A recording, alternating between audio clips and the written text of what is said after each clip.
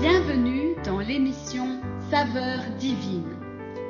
Cette bonne nouvelle du royaume sera prêchée dans le monde entier pour servir de témoignage à toutes les nations. Alors viendra la fin.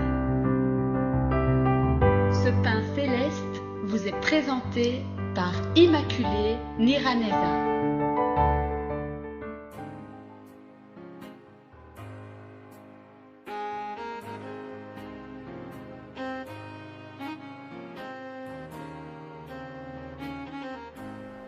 Shalom, shalom, bien-aimés de Dieu, que la paix de Christ soit avec vous.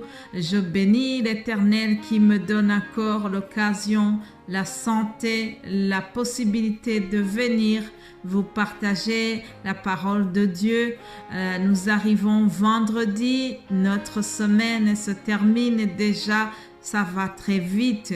Je remercie le Seigneur qui nous a donné toujours de la nourriture à vous partager. Le peuple de Dieu a besoin d'être nourri. Cette parole, elle est une nourriture quotidienne. Nous devons la prendre comme nous prenons le petit déjeuner et le souper au soir, le dîner à midi. Voilà la parole de Dieu aussi. Nous devons nous nourrir de cette parole chaque jour. Il est très important que notre vie spirituelle soit nourrie. Alléluia. Si par hasard vous nous écoutez pour la première fois, sachez que toute la semaine, nous avions ce thème que nous trouvons dans Matthieu 7, 13. C'est une exhortation que Jésus-Christ a donnée en disant « Entrez par la porte étroite ».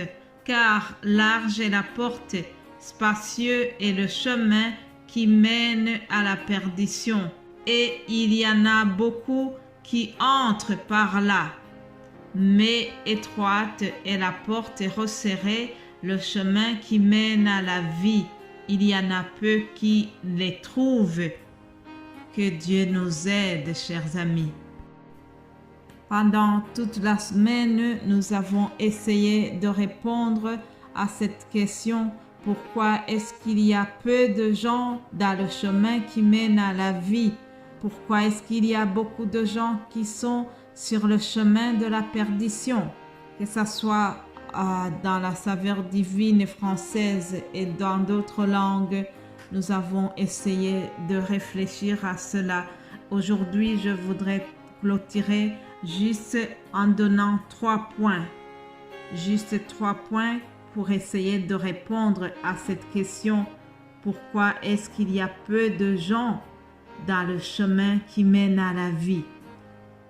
Je vais répondre en me basant sur 2 Pierre 3, verset 9.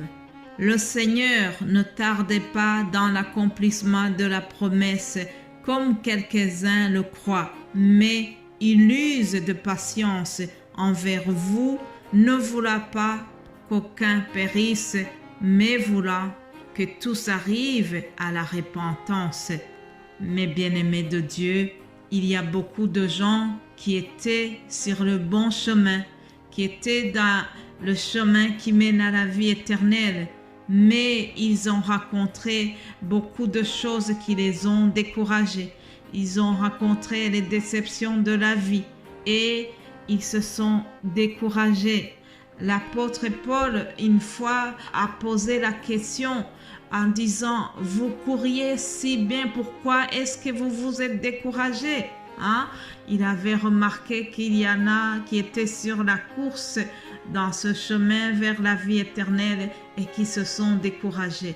Aujourd'hui aussi, on peut trouver beaucoup de gens qui ont fait demi-tour pour abandonner ce chemin qui mène à la vie éternelle parce qu'ils se disent « Oui, la promesse du retour de Jésus-Christ, ce n'est plus d'actualité. Pourquoi est-ce que Jésus n'est pas revenu? Ça fait 2000 ans qu'on nous a parlé de ça et voilà, il n'est pas venu. » Mais la parole vient de nous donner la réponse. Le Seigneur ne tarde pas à l'accomplissement de sa promesse, mais il use de patience parce qu'il a envie que beaucoup de gens viennent à la repentance. Voilà la première réponse. Deuxième chose, beaucoup de gens sont dans l'ignorance de leur état spirituel.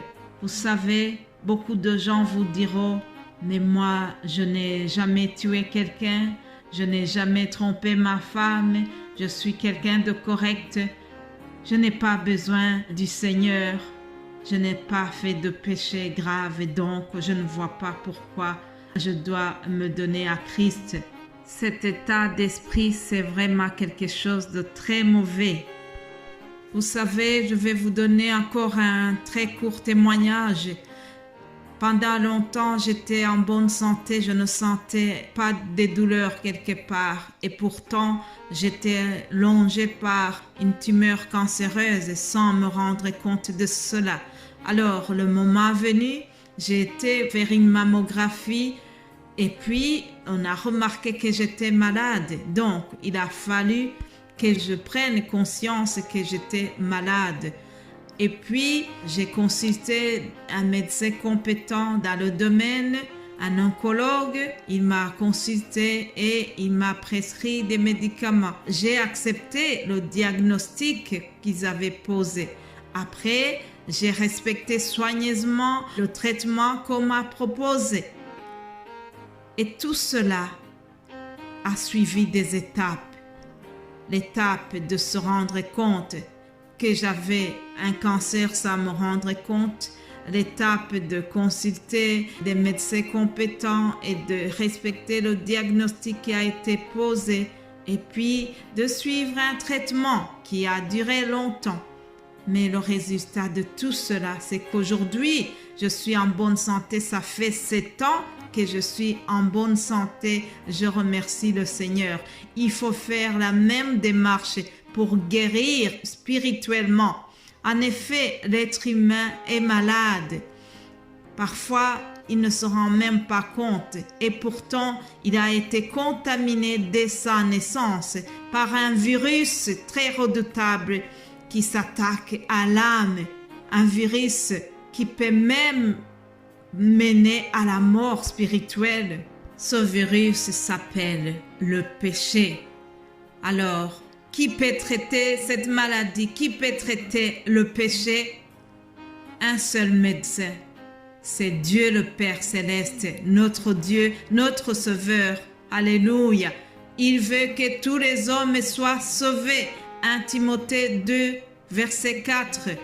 Alors, quel est le diagnostic? Le Père Céleste a dit que tous ont péché et le salaire du péché, c'est la mort. Mais bien-aimés de Dieu, il y a une ordonnance que Dieu nous a prescrite. Alléluia. Et sur l'ordonnance, il est marqué, le don de grâce de Dieu, c'est la vie éternelle dans le Christ Jésus. Alléluia.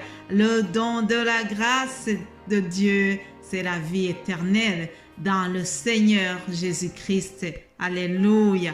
Par sa mort, Jésus-Christ s'est donné lui-même en rançon pour vous et pour moi qui vous parle. Alléluia.